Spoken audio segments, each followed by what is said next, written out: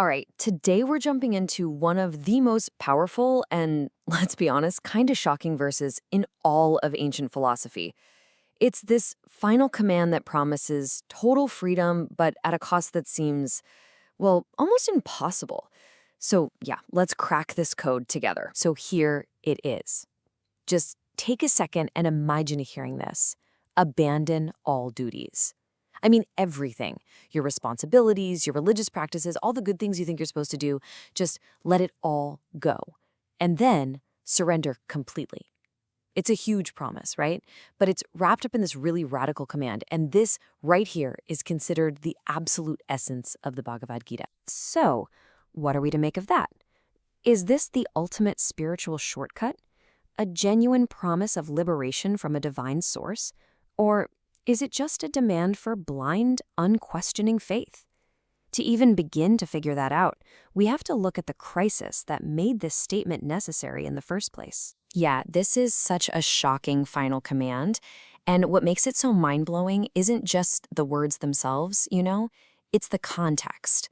To really get why abandon everything is the ultimate instruction, you have to understand that it was said during the most stressful moment you can possibly imagine. This one verse, chapter 18, verse 66, it's seen by, pretty much all the scholars and sages as the charma shloka. That literally means the ultimate verse. It's like the final key that unlocks the entire teaching of the Gita. Everything that came before in all those other chapters, it was all building up to this one staggering conclusion. All right, so let's set that scene. And you've got to forget any idea of a quiet temple or a peaceful monastery. We are on the brink of a massive, world-changing war. Armies are lined up. Horns are about to blow. This is wisdom that was born right in the middle of a total crisis. Okay, so this all goes down during the epic war of the Mahabharata. You have the hero, Prince Arjuna, this legendary archer. He looks out across the battlefield, and what does he see? He sees his own family, his cousins, his uncles, his most beloved teachers, all standing in the enemy ranks. And he just breaks.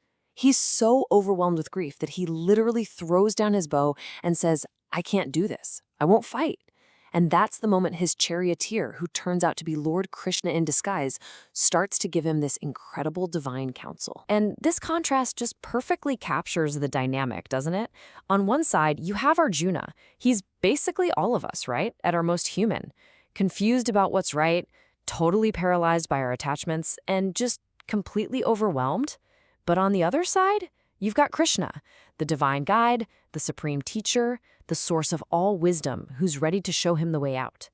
The entire Gita is basically that conversation between our human crisis and divine wisdom. Okay, so now that we have the backstory, let's zoom in.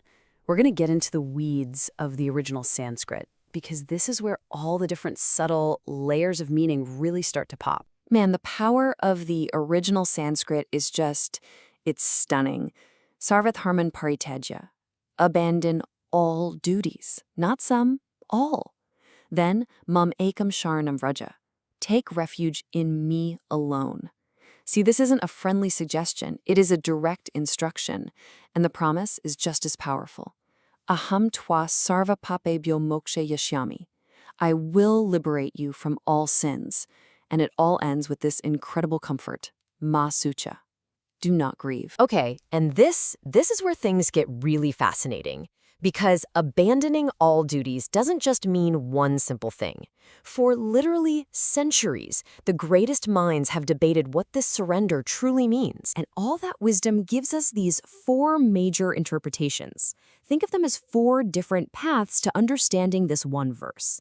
And they're not contradictions, not at all. It's more like they're different levels of understanding.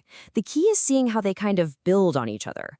So let's walk down these paths. So path number 1 is the most direct. It's the path of pure devotion, what's known as Bhakti yoga. It takes the verse completely literally. Surrender means choosing Krishna, or whatever your personal concept of God is, above everything else. You stop chasing a million different religious rituals or personal goals. Instead, you focus everything, your work, your thoughts, your love, on that one single point. And here's the kicker.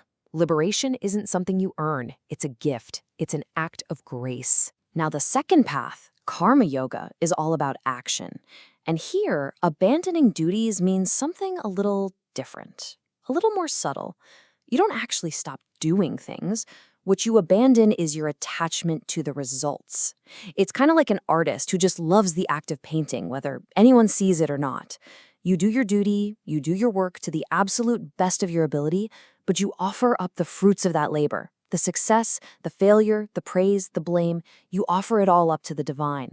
And that is what sets you free from the chains of karma. Path number 3 is the path of knowledge, jnana yoga. And this one is the most philosophical of the bunch. From this perspective, all of our duties, our dharmas, they all exist in the world of illusion, of Maya. So abandoning them means realizing that your small, individual ego self, that's part of the illusion too. The real you, your true self, is actually one with the ultimate reality of the entire universe, with Brahman. So the highest duty isn't to do anything, but to know who you really are. And finally, we have the progressive path. This one sees surrender not as a single dramatic event, but as a journey. You don't just wake up one day and drop everything all at once. It's more gradual. First, you start by letting go of the lower-level duties, the things you do purely for selfish reasons. Then you start to embrace higher duties, things like selfless service. It's this step-by-step process of purification, a slow climb that eventually, over time, leads you to that ultimate state of total surrender. So, okay, we've walked these 4 different paths. We've looked at devotion, action, knowledge, a gradual journey. But after all of that, what's the actual payoff? What's the end goal? Well, it brings us right back to the last 2 words of the verse. And these might just be the most important words of all. Ma, suchah. Do not grieve, do not worry, do not be afraid. This right here is the result of true surrender, no matter which path you take to get there. It's this incredible assurance that once you truly let go, once you surrender, a higher power takes over. You are freed from the heavy burden of your past mistakes and the crushing anxiety about your future. Peace. Peace is the guaranteed outcome. And that right there is why this ancient verse is still so incredibly powerful today. You don't have to be a Hindu to feel the weight of this. The principle of surrendering to something greater than yourself, that's universal. It's a path that's accessible to literally anyone, and it offers this profound sense of hope. It's not just philosophy, it's a direct call to action, to try and live a life based on trust, instead of a desperate need for control. So, I'll leave you with a question to carry with you. When you look at your own life, at your own personal battlefield of worries and duties and fears, what's the one thing, the one attachment, the one fear, the one need to always be right? What's the one thing that you could surrender right now to find just a little more peace? It's a heck of a question to think about.